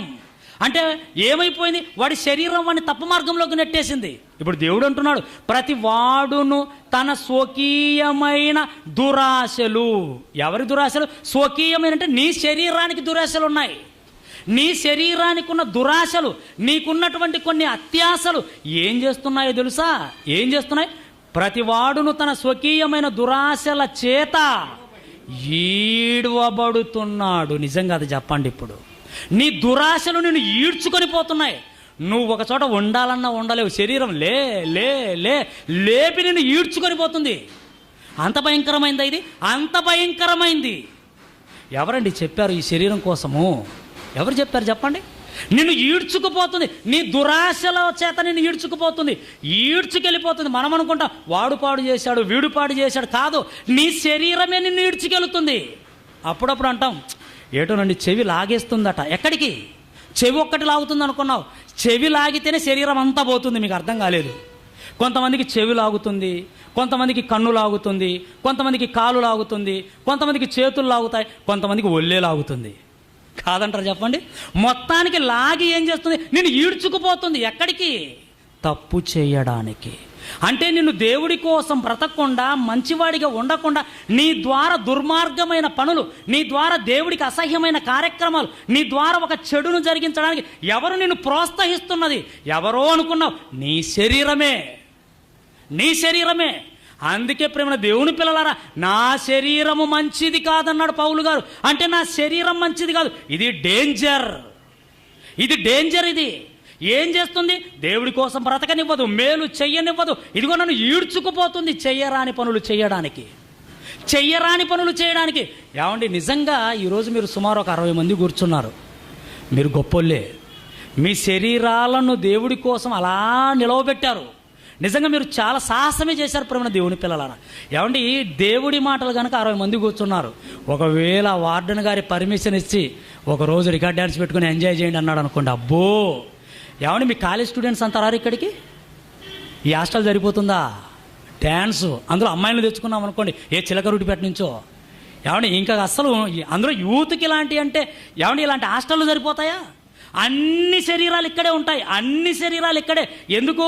మేలైనది చేయడానికి రావు కానీ ఏమండి, కీడు చేయడానికి, తప్పు చేయడానికి, అన్యాయ కార్యక్రమాల కోసం ఎగబడి వస్తాయి. ఎందుకు? వాళ్ళ శరీరం ఈడ్చుకొస్తుంది. ఎరా కాలేజ్ ఉంది, ఈరోజు కాకుంటే రేపు వెళ్దాం కాలేజీకి. కాలేజీ ఒక్కరోజు పోతే ఏం జీవితం పోయింది అంటామండి. పరీక్షలే ఎగరగొట్టే రకం మనం. కాలేజ్ ఎంత నిజం కదా? పరీక్షలే ఎగరగొట్టేస్తాం. కాలేజ్ ఎంత మన జీవితానికి? నిజంగా తప్పు చేయడానికి ఈరోజు ఈ దేహం ఎంత చేస్తుంది అన్నప్పుడు ఎక్కడికైనా ఈడ్చుకెళ్తుంది, ఎక్కడికైనా ఈడ్చుకెళ్తుంది. అందుకే చెప్పాడు, ఇదిగో ప్రతి వాడును తన స్వకీయమైన దురాశల చేత ఈడవబడి మరలు కొల్పబడిన వాడై. మరలు కొలుపుతుంది. దేవుడా ఒరి పిచ్చోడా, ఈ వయసులో దేవుడు ఏందిరా అంటుంది మన శరీరమే. అమ్మో, వినేస్తాం దాని మాట. ఈ వయసులో దేవుడు అంటావా? ఈ వయసులో వాక్యం అంటావా? ఈ వయసులో దేవుడి సేవ అంటావా? ఈ వయసులో అసలు ఈ వయసు ఎలాంటిదో తెలుసా? ఎప్పుడు తింటావు, ఎప్పుడు త్రాగుతావు, ఎప్పుడు అనుభవిస్తావు, ఎప్పుడు సుఖపడతావు, అన్నీ అయిపోయినాక ఏం చేస్తావు? ఎవడి ఈ మాటలన్నీ చెబుతుంటే మనకి ఏదో బోధ చేస్తున్నట్టు అనిపిస్తుంది. నిజమే, నువ్వు చెప్పింది వాస్తవమే. నీ వెంటే వస్తా, నువ్వు ఆడకి వస్తే ఆడికే వస్తా అంటామండి. ఇప్పుడు ఇది ఎక్కడికి రమ్మంటే అక్కడికి వెళ్ళిపోతూ ఉంటాం. ఎవరు చేస్తున్నారు ఈ బోధ? ఇదిగో నీ దేహమే. నీ దేహము ఈ బోధ చేసి నిన్నేం చేస్తుంది? నిన్ను పాడు చేస్తుంది, నిన్ను నాశనానికి తీసుకెళ్ళిపోతుంది అన్నాడు. ఇప్పుడు చూడండి కింద ఎంత మంచి మాట అన్నాడు. ప్రతి వాడును తన స్వకీయమైన దురాశలకు లోబడి మరలు కొల్పబడిన వాడై, తన స్వకీయమైన దురాశల చేత ఎడవబడి మరలు కొల్పబడిన వాడై శోధింపబడును. అంటే తప్పు చేస్తాడు. ఆ దురాశ నీతో ఏం చేస్తుందో తెలుసా? ఆ దురాశ లోన ఉన్న దురాశ స్కెచ్ మీద స్కెచ్ వేసి ఇంకా లేస్తావు పని చేయడానికి. అదేనండి దాని అర్థం. దురాశ గర్భం ధరించింది. ఏమండి, గర్భంలో ఎన్ని రోజులు ఉంటుంది చెప్పండి? ఏమంటే ఒక స్త్రీ గర్భం ధరించింది అనుకోండి, ఎన్ని నెలలు దాచిపెడుతుంది లోన? 9. ఆ తర్వాత బయటకు వచ్చేయాలి. ఆడపిల్లో మగపిల్లో తెలిసిపోతుంది మనకు. అలాగే మనలో కూడా దురాశ గర్భం ధరిస్తుంది. ఈరోజు మనుష్యుల్లో ఏం గర్భం ధరిస్తుందంటే దురాశ. ఇది గర్భము ధరించి ఎదిగి ఫలించి ఇక లోనుండలేదు, బయటకు వచ్చేస్తుంది. బయటికి రాగానే అత్యాచారాలు, బయటికి రాగానే దొంగతనాలు, బయటికి రాగానే దోపిడీలు, బయటికి రాగానే మానభంగాలు, బయటికి రాగానే హత్యలు. ఎక్కడి నుంచి ప్రారంభమయ్యాయి అనుకున్నారు? ఇదిగో నీలో ఉన్న దురాశ గర్భము ధరించి అది బయటికి వస్తుంది. బయటకు వచ్చి ఏం చేస్తుందో తెలుసా? పాపమును కనును. అయిపోయావు. దురాశ గర్భం ధరించింది, ఆ గర్భం పగిలిపోయింది, బయటకు వచ్చింది. పాపాన్ని కంటావు, నువ్వు తప్పు చేస్తావు అన్నాడు అంతే. అంటే నీ చేత తప్పు చేయించేది ఎవరు? నీ శరీరం కాదా? నీ శరీర దురాశలు కాదా? అవే ప్రేమ దేవుని పిల్లలారా, నీ శరీర దురాశలే. తప్పు చేసిన తర్వాత ఏమైపోతారు? తప్పు చేశాము, ఆనందపడ్డాము, సుఖపడ్డాము అనుకుంటున్నారా? ఆ తర్వాత దేహాన్ని విడిచిపెట్టాలి. ఈ దేహాన్ని విడిచిపెట్టాలి. విడిచిపెడితే ఏమవుతుందన్నాడు చెప్పండి? దురాశ గర్భము ధరించి పాపము కనును. పాపము పరిపక్వమైపోతుంది, పాపం పండుతుంది. ఆ తర్వాత నువ్వు మరణానికి వెళ్ళిపోవాలి. జాగ్రత్త. ఆ తర్వాత మరణానికి మరణమయ్యావో నువ్వు చిక్కిపోయేది దేవుడి చేతిలో. అందుకే అన్నాడు, మీకు ఇష్టమైనట్టు బ్రతకండి, అయినను దేవుడు మీకు తీర్పు తీర్చునని. జ్ఞాపకం పెట్టుకోండి. యవనస్తులారా, ఒక్కటి జ్ఞాపకం పెట్టుకోండి. దేవుడి చేతిలో పడతారు. జ్ఞాపకం పెట్టుకోండి. ఎప్పుడు? నీ పాపము పరిపక్వమై మరణం అన్నది సంప్రాప్తించిన తర్వాత నువ్వు వెళ్ళిపోయి పడేది ఆయన చేతిలో. ఏమండి, ఈరోజు యవనస్తులకు ఈ ఆలోచనలు లేక, నిజంగా ఈ జ్ఞానం అన్నది తెలియకని ప్రేమ దేవుని పిల్లలారా, ఏమంటే తప్పు చేయాలని ఎవరికి ఉంటుంది చెప్పండి? పాపములో బ్రతకాలని, పాపములో పెరగాలని ఎవరు అనుకుంటారు చెప్పండి? ఈ శరీరం అలా నడిపిస్తున్నా దాని నుంచి తప్పించుకోవాలనుకుంటాం. కొన్నిసార్లు చిక్కిపోతూ ఉంటాం. ఎందుకన్నప్పుడు దాన్ని నియంత్రించుకునే శక్తి లేక, దాని నుండి బయటపడాలన్న ఆలోచన తెలియక. అంటే నీ శరీరం ఏమైపోయింది? నీ శరీరం నీకు శత్రువు అయిపోయింది. నీ శత్రువును జయించాలి. నువ్వు ఎవరినో జయించాలనుకుంటున్నావు, దేశాలను జయించాలనుకుంటున్నావు. అసలు నీ శరీరాన్ని జయించగలుగుతున్నావా? నీ శరీరము చేస్తున్న ఈ పాడు పనుల నుంచి బయట పడడానికి నువ్వు ఏ రోజైనా పోరాటం చేశావా? లేదు ప్రేమన దేవుని పిల్లల, శరీరం చెప్పిందల్లా వింటున్నాం. దాని మాట వింటే అది నిన్ను ఎక్కడికి తీసుకెళ్తుందో తెలుసా? నాశనానికి.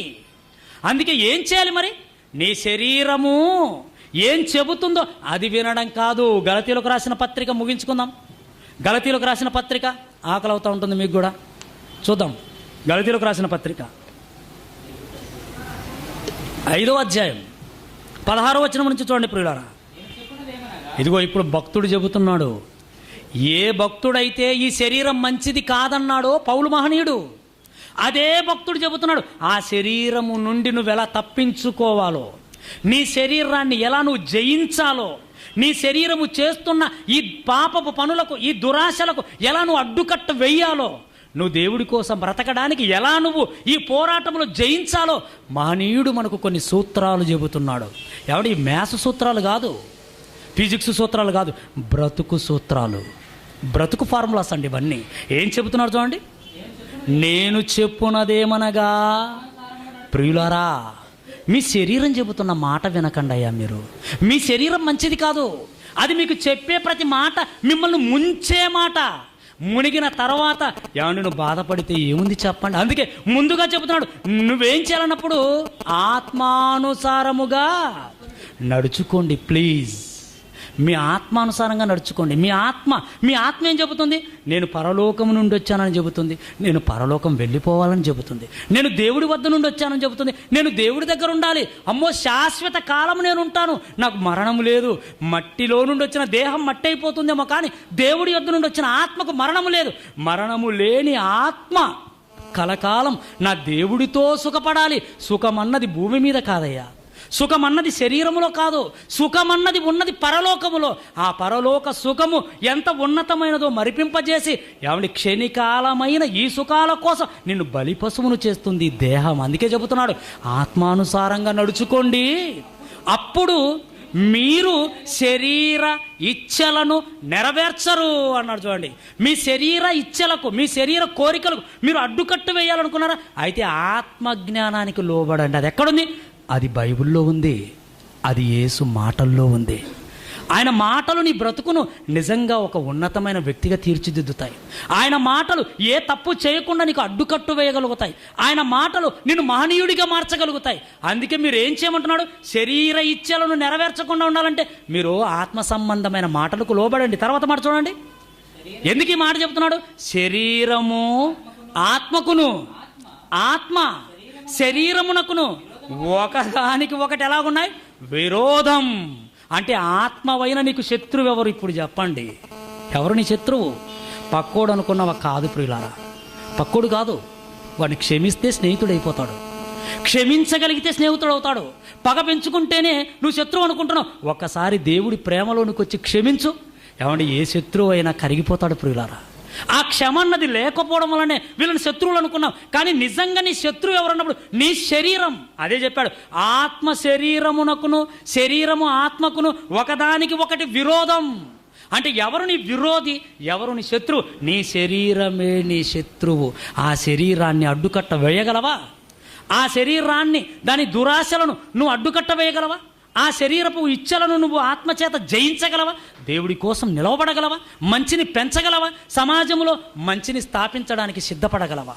నీ శరీరమే నీ శత్రువు, అదే విరోధి. ఎవరికి? ఆత్మవైన నీకు.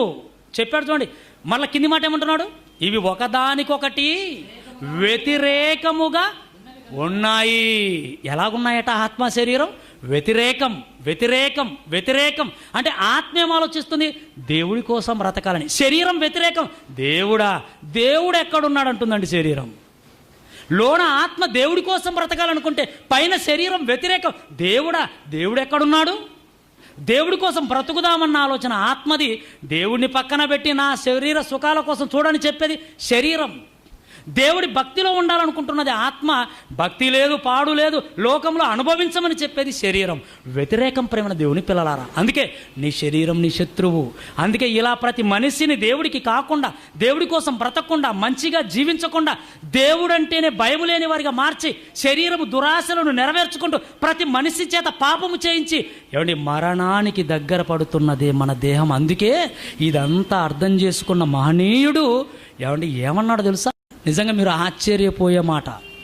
ఈ శరీరం గురించి ఏమన్నాడు చూడండి, ఈ శరీరం గురించి ఏమన్నాడు. రోమాపత్రిక 7వ అధ్యాయం 24వ వచనం. రోమాపత్రిక 7వ అధ్యాయం 24వ వచనాన్ని చూడండి. అయ్యో అంటున్నాడండి. ఎవరి గురించి? ఈ ఆర్తనాదం. అయ్యో అయ్యో అంటున్నామంటే ఏమండి, ఏదైనా బాధ కలిగినప్పుడే కదా, ఏదైనా వేదన కలిగినప్పుడే, ఏదైనా ప్రమాదం పొంచి ఉన్నప్పుడే కదా ఈ మాట నోటి నుండి వస్తుంది. అయ్యో, మీరు నేర్చుకున్నారు ఇవన్నీ పిల్లల పాఠ్యపుస్తకాల్లో నుంచే. అయ్యో అంటున్నాడు. ఎందుకంటున్నాడు? ఎందుకు ఈ మొర చెబుతున్నాడు? అయ్యో, నేను ఎంత దౌర్భాగ్యుడను. నేను అంటే ఆత్మ. నేనంటే ఎవరు? ఆత్మ. ఆత్మగా ఈ దేహములో ఉన్న నేను ఎంత దౌర్భాగ్యునైపోయాను, ఎంత దౌర్భాగ్యునైపోయాను. ఎందుకు ఆత్మగా నువ్వు దౌర్భాగ్యుడు అయిపోయావు? దేవుడి కోసం వచ్చావు, దేవుడి కోసం బ్రతకడానికి వచ్చావు, ఈ దేహాన్ని నియంత్రించడానికి వచ్చావు, దేహముతో దేవుడి కార్యక్రమాలు చేయడానికి వచ్చావు, దేవుడిని మహిమపరిచి దేహాన్ని విడిచిపెట్టి దేవుడున్న లోకానికి వెళ్ళడానికి వచ్చావు. వచ్చిన నువ్వు ఏమైపోయావు? ఏమైపోయావు చెప్తున్నాడు. అయ్యో, నేనెంత దౌర్భాగ్యుడను. ఈటి మరణమునకు లోనగు శరీరము నుండి నన్నెవడు విడిపించును అన్నాడు చూడండి. నా శరీరము నుండి నన్ను ఎవడు విడిపించును? నా శరీరము నుండి నన్ను ఎవడు విడిపించును? ఏమండి, నా శరీరము నుండి నన్నెవడు విడిపించునా? ఏమండి, ఈ మాట అసలు అర్థమవుతుందో ఆలోచించండి ఒక్కసారి. శరీరము నుండి ఎవడు విడిపించును? శరీరము నుండి. ఏమండి, పోలీస్ స్టేషన్కి వెళ్ళిపోయాం అనుకోండి, కేసు వేయడానికి వెళ్ళిపోతాం. అయ్యా, మీరే మమ్మల్ని కాపాడాలన్నాం అనుకోండి. వెరీ గుడ్, అందుకే మేము ఉన్నాం చెప్పండి అంటారు. మీరు నన్ను విడిపించాలి, మీరు నన్ను రక్షించాలి, మీరు నన్ను కాపాడాలంటారు. కాపాడతాను చెప్పండి. ఎవరి నుండి? ఎవరు? మీ పక్కింటోళ్ళ, లేదా మీ పొరుగింటోళ్ళ, నక్సలైట్లా, మావోయిస్టా, ఎవరో చెప్పండి అంటారు. కాదయ్యా, నా శరీరము నుండి నన్ను కాపాడండి అన్నాం అనుకోండి. ఏమండి, వాళ్ళే అవక్కయ్యని దిక్కు చూస్తారు. ఏదో మైండ్ బ్లాక్ అవుతుందని చూడండి, పండుగడు కొడితే కొట్టకుండానే బ్లాక్ అవుతుంది. ఇప్పుడు ఏంటి? శరీరము నుండి విడిపించడం ఏంటి? నా శరీరము నుండి నన్ను విడిపించాలి. ఏమంటే ఈ జ్ఞానం ఇప్పుడు మీకు అర్థమైంది. ఎందుకు ఈ మాట అంటున్నాడు? అమ్మో, ఇది సామాన్యమైంది కాదు. ఆత్మనైనా నన్ను ఈ భూమి మీద ఈ చిన్ని జీవిత కాలంలో దేవుడి కోసం బ్రతకకుండా, మంచన్నది చేయకుండా, మానవత్వాన్ని పెంచకుండా, దైవత్వంలోనికి రాకుండా నన్ను దుర్మార్గుడిగా మార్చింది ఈ శరీరమే. నన్ను హంతకుడిగా మారుస్తున్నది ఈ శరీరమే. నన్ను భయంకరుడిగా మార్చింది ఈ శరీరమే. ఇది మంచిది కాదు. దీని నుంచి నేను బయటపడాలి. నన్ను ఎవడు కాపాడుతాడు, నన్ను ఎవడు కాపాడుతాడని ఈరోజు ఒక శరీరములో ఉన్న ఆత్మగా ఎవరి వేదనతో ఆక్రందన చేస్తుంది. అదే ఈరోజు ప్రపంచ మానవాళి పరిస్థితి. ప్రియులారా, ఎవరండి కాపాడతారు? ఎందుకంటే అందరి శరీరాలు అందరినీ ముంచేశాయి, అందరి శరీరాలు అందరినీ బంధించాయి, అందరి శరీరాలు అందరినీ నిత్యాగ్నికి తీసుకెళ్ళడానికి సిద్ధంగా ఉన్నాయి. ఎవరు కాపాడతారు? ఎవడు కాపాడతారు? ప్రేమన దేవుని పిల్లలారా, కాపాడడానికి వచ్చాడు ప్రభువైన యేసుక్రీస్తు వారు. ఎందుకంటే శరీరాన్ని జయించిన వాడాయన, మరణాన్ని జయించిన వాడాయన, పాపాన్ని జయించిన వాడాయన. ఇదిగో పాపాన్ని, శరీరాన్ని, లోకాన్ని, మరణాన్ని జయించిన ఆయన మాత్రమే నిన్ను కాపాడగలడు. ఆయన మాటలు మాత్రమే నిన్ను కాపాడగలవు. ఆయన దగ్గరికి నువ్వు రాగలిగితే, ఆయన మాటలకు నువ్వు లోబడగలిగితే ఈ శరీరం మీద ఏమంటే విజయాన్ని ప్రసాదిస్తాడు ఆయన. అంటే ఎవరు నీ శత్రువు? శరీరం. అందుకే ఏం చెప్పాడు తెలుసా? ఇది నీ శత్రువు కనుక నువ్వు ఒకటి చెయ్యి. దీనికి నువ్వు లోబడ్డం కాదు, దీని మాటలకు నువ్వు అనుసరించడం కాదు. నువ్వేం చేయాలి? దేవుడి మాటల్లోకి వచ్చిన తర్వాత ఒకటి నువ్వు చేయాలి. ఎప్పుడు? నువ్వు భక్తిలోకి వచ్చావా? ప్రభువుని నమ్ముకున్నావా? నువ్వు దేవుడి కోసం బ్రతకాలనుకుంటున్నావా? పరలోకం చేరాలనుకుంటున్నావా? అయితే నీ శరీరానికి లోబడ్డం కాదు. నువ్వేం చేయాలో ఫైనల్. ఈ మాట ఒక్కటి చూడండి. కొరింథీయులకు రాసిన మొదటి పత్రిక 9వ అధ్యాయం 27వ వచనం. చివరిగా ప్రియులారా, చివరి మాట పౌలు గారు అంటున్నారు, గాలిని కొట్టినట్టు నేను పోట్లాడుటలేదు. ఎవరితో? ఎవరితోనండి పోట్లాట? ఎవరితోనండి పోరాటం?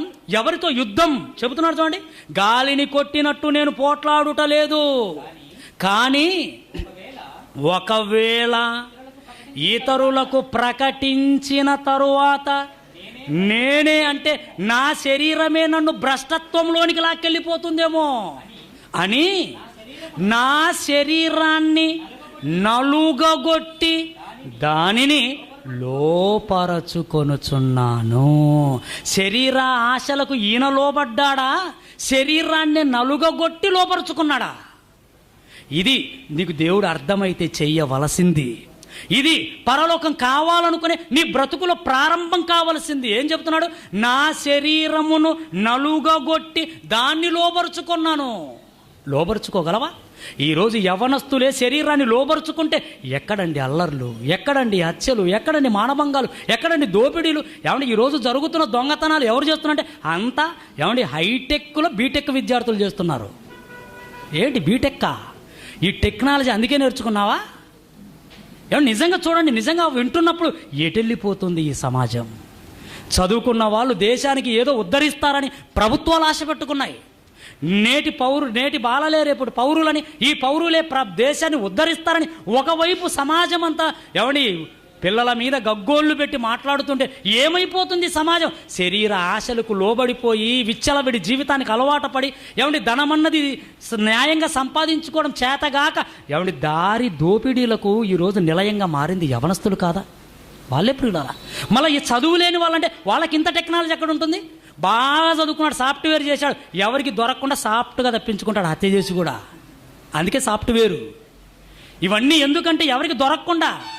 ఏమండి ఎంత చక్కగా ప్రభుత్వము వీళ్ళ నుంచి తప్పించుకోవడానికి ఎన్ని ప్రణాళికలు సిద్ధపెట్టినా వాళ్ళకంటే ఎత్తు స్థాయిలో ఉన్నారు. ఎందుకంటే అవి సిద్ధపరిచేది సాఫ్ట్వేర్ వాళ్ళే. వాటిని ఏమండి నలగొట్టి వాటిని విఫలం చేయడానికి ఇవాళ ప్రయాసపడుతున్నది సాఫ్ట్వేర్ వాళ్ళే. ఒకరికొకరికరేం తీసిపోలేదు. ప్రేమ దేవుని పిల్లలు ఆలోచించండి. ఎందుకు ఇదంతా? శరీర దురాశలకు లోబడ్డారు. శరీర దురాశలకు నువ్వు లోబడ్డం కాదు, నీ శరీరాన్ని నువ్వు నలగొట్టగలవా? నీ శరీరాన్ని నలగొట్టి నువ్వు లోపరుచుకోగలవా? ఏమండి శరీరానికి ఎప్పుడు ఆత్మవైన నువ్వు పెత్తనం అప్పగించకూడదు. ఆత్మ క్రింద శరీరం ఉండాలి. ఎందుకు? శరీరము ఏమండి ఆత్మను బట్టి బ్రతుకుతుందా? ఆత్మ శరీరాన్ని బట్టి బ్రతుకుతుందా? చెప్పండి. ఆత్మను బట్టి శరీరానికి బ్రతుకు. ఆత్మమైన నువ్వు ఉన్నావు కనుక ఈరోజు బ్రతుకుతుంది. నువ్వు వెళ్ళిపోతే ఇది మట్టికి వెళ్ళిపోవాలి. అంటే ఆత్మగా నీ వలన బ్రతుకుతున్న ఈ దేహం ఏమైపోయిందంటే ఆత్మనే తన వశంలోకి తీసుకున్నది. ఇది ఎలాగుందంటే కట్టుకున్న తర్వాత భర్తను భార్య వశం చేసుకున్నట్టు. ఈరోజు అదే కదండి అంత న్యూస్. పెళ్ళైన 6 నెలల నుంచే ఇంట్లో వాళ్ళంతా గగ్గోళ్ళు. ఏమండి వాడి కొంగు కొట్టేసుకున్నదండి, వాడి చుట్టూ తిప్పుకుంటుందండి, ఏ మందు పెట్టిందో అండి, ఇవే చెప్తుంటారు. అంటే భర్తగా భార్యను ఆధీనంలో పెట్టుకోవడానికి బదులు భర్తే భార్యాధీనంలోకి పోయాడు అనుకోండి, ప్రమాదం. అది గందరగోళం అయిపోతుంది కుటుంబం. అలాగే ఆత్మగా నువ్వు శరీరాన్ని నీ స్వాధీనంలో పెట్టుకోవాలి. కానీ ఆత్మే శరీర స్వాధీనంలోకి వెళ్ళిపోయింది అనుకోండి, అమ్మో డేంజర్. దీని అక్రమాలకు అడ్డుండదు. దీని ద్వారా జరిగే ఏమంటే దుర్మార్గపు క్రియలకు అడ్డుండదు, మారణ కాండకు అడ్డుండదు. ఎందుకంటే శరీరానికి ఆత్మ లోబడకూడదు. ఎప్పుడు ఆత్మకు శరీరం లోబడి ఉండాలి. కనుక ఏమంటే ఈ శరీరానికి పెత్తనం ఇవ్వద్దు. ఒక పాత సామెత ఉందిలేండి, పేనుకు పెత్తనం ఇవ్వద్దట తల మీద. పెత్తనం ఇచ్చావనుకో ఒక్క ఎంట్రుకు ఉండదు, బోడిగుండు అయిపోతుంది. అంటే పేనుకు పెత్తనం ఇచ్చినా పర్వాలేదేమో కానీ టోపు పెట్టుకోవచ్చు. ఆత్మకు శరీరానికి పెత్తనం ఇవ్వకూడదు. ఎందుకంటే నీ ఆత్మను అగ్నికి తీసుకెళ్ళిపోతుంది, నిన్ను నిత్యాగ్నికి తీసుకెళ్ళిపోతుంది. అంటే ఈరోజు ప్రతి మనిషి పాతాళమనే ఒక అగ్నిగుండానికి మరణం తర్వాత వెళ్ళిపోవడానికి కారణం ఎవరో తెలుసా? వారి శరీరాలే శత్రువులై దేవుడి కోసం బ్రతకనివ్వక, మంచిగా ఉండనివ్వక సమాజాన్ని భ్రష్టులోకి తీసుకెళ్ళి మరణించి పాతాళానికి జారిపోతున్నారు. ఇది మీకు అర్థమైతే ప్రేమ దేవుని పిల్లలారా, మీ శరీరం మాయలో నుంచి బయటపడండి. మీ శరీరాన్ని ఆశలకు లోబడకండి. మీ శరీరాన్ని మీ స్వాధీనంలో ఉంచుకోండి. ఈ సమాజానికి మీరు మేలుకరంగా ఉండాలి. మీరు చదువుకుంటున్నందుకు దేశానికి మేలు చేయాలి, సమాజానికి మేలు చేయాలి. మిమ్మల్ని పుట్టించినందుకు దేవుడికి మేలు చేసేవారిగా ఫైనల్గా ఉండి మరణించాలి.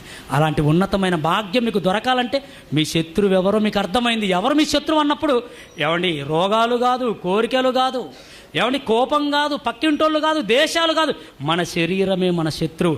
ఆ శరీరాన్ని నువ్వు స్వాధీనపరుచుకొని క్రీస్తునందు దేవుడి కోసం నమ్మకంగా నీ దేహాన్ని అప్పగించగలిగితే ఈ దేశానికి మేలు చేస్తావు, సమాజానికి మేలు చేస్తావు, దేవుడికి మహిమ తెస్తావు, నిత్య జీవానికి వారసుడు అవుతావు. ప్రార్థన చేసుకుందాం. మధ్యాహ్నం మరలా కలుసుకుందాం. చిన్న ప్రార్థన చేసుకుందాం. ప్రియులారా, మహోన్నతుడైన మా తండ్రి, మీ ఉన్నతమైన నామానికి కృతజ్ఞతాస్తుతులు చెల్లిస్తూ ఉంటున్నాం. నాయన, యవ్వన పిల్లల మధ్య మీ మాటలు చెప్పే భాగ్యాన్ని ఇచ్చినందుకు వందనాలు దేవా. యవనస్తులు మీ కాడి మోయడానికి బలవంతులని మీరు కోరుకున్నారు. యవన కాలంలో ఉన్న మిమ్మల్ని తెలుసుకున్న నీ ప్రియులు ఈ చక్కటి కార్యక్రమాన్ని ఏర్పాటు చేశారు. ఈ కార్యక్రమాన్ని జరిగించుకోవడానికి పర్మిషన్ ఇచ్చిన హాస్టల్ వార్డన్ను నాయన మీరు జ్ఞాపకం చేసుకోనండి. వారి కుటుంబాన్ని దీవించి ఆశీర్వదించండి. ఈ మంచి మాటల ముందు కూర్చున్న నీ ప్రియులైన పిల్లలందరి గురించి ప్రార్థిస్తూ ఉంటున్నాం. యవన కాలంలో ఉంటుండగా దేవా, ఎక్కడ వాళ్ళు పాడైపోతున్నారో, ఎవరు వాళ్ళను పాడు చేస్తున్నారో, ఎవరు మా ప్రధాన శత్రువు అన్న సత్యాన్ని మేము ఆలోచించాం. మా శరీరమే మా శత్రువు తండ్రి. ఈ శరీర దురాశల వల్లనే ఈరోజు సమాజం అంతా అగ్నిగుండంగా మారిపోతుంది. నాయన, మీ పిల్లలు మేలుకొనే భాగ్యాన్ని దయచేయండి. వాక్యాన్ని ప్రేమిస్తున్న నీ పిల్లల మనోనేత్రాలు వెలిగించండి. మీకోసం బ్రతికేవారిగా మంచి ఆలోచన వారిలో పుట్టించండి. యవన కాలములో కుటుంబాలను విడిచిపెట్టి, తల్లిదండ్రులను విడిచిపెట్టి దేవా మీకోసం మరి నాయన బ్రతుకుతున్న పిల్లలను జ్ఞాపకం చేసుకునండి. చదువుతున్న పిల్లలను జ్ఞాపకం చేసుకునండి. మంచి చదువును అనుగ్రహించండి. ఇదిగో తండ్రి, ఈ చదువుల ద్వారా మీకు మహిమ తెచ్చేవారిగా ఉండగలడు కృప దయచేయమని, మరలా మధ్యాహ్నము కలుసుకొని మరొక మంచి సంగతి ఆలోచించుటకు కృప ప్రసాదించమని క్రీస్తు యేసు వారి పరిశుద్ధ నామములో ప్రార్థన అడిగి వేడుకుంటున్నాము తండ్రి. ఆమేన్.